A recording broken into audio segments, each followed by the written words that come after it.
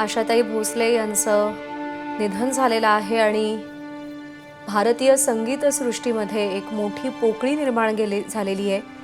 गेली 7 दशकं संगीताच्या या यज्ञामध्ये आपल्या आवाजाच्या, आपल्या गाण्यांच्या समिधा देणाऱ्या आणि हा यज्ञ दिवसेंदिवस फक्त तेजस्वी ठेवणाऱ्या गायिका आशाताई भोसले यांचं निधन झालंय। उद्या दुपारी 4 वाजता शिवाजी पार्कात त्यांच्यावरती अंत्यसंस्कार केले जातील। लता मंगेशकर, लता दीदी यांच्यावर सुद्धा शिवाजी पार्कातच अंत्यसंस्कार केले गेले होते आणि त्याच मातीत उद्या त्यांची धाकटी बहीण आशाताई या सुद्धा पंचत्वात विलीन होणार आहेत।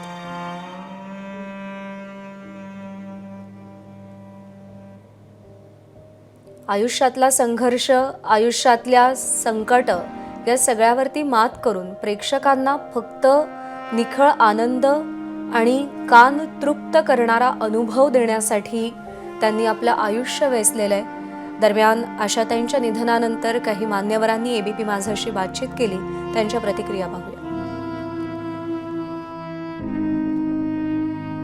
अतिशय दुःखाचं आहे की दैवी शक्ती लाभलेल्या आशाताई भोसले पद्मविभूषण, महाराष्ट्र भूषण असे अनेक पुरस्कार त्यांना प्राप्त झाले होते। त्यांचा दुःखद निधन ही एक मनाला वेदना देणारी, चटका लावणारी ही घटना घडलेली आहे। त्यांनी 92 वर्षाच्या त्यांच्या कारकिर्दीमध्ये 12,000 गाणी त्यांनी म्हटली आणि खऱ्या अर्थाने त्यांच्या जाण्यामुळे महाराष्ट्रात नाही देशामध्ये एक मोठी पोकळी निर्माण झाली, ती कधी भरून येऊ शकत नाही।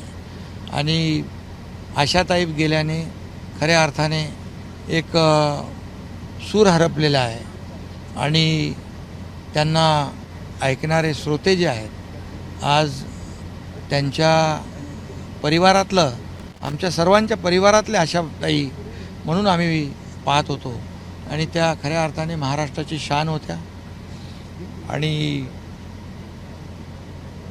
त्या जोपर्यंत चंद्र आणि सूर्य आहे तोपर्यंत त्यांचे श्रोते जे आहेत त्यांच्या गाण्यांचा आनंद घेत राहतील, अशा प्रकारचं त्यांचं जे काही व्यक्तिमत्व होतं त्याला आपण मुकलेलो आहोत।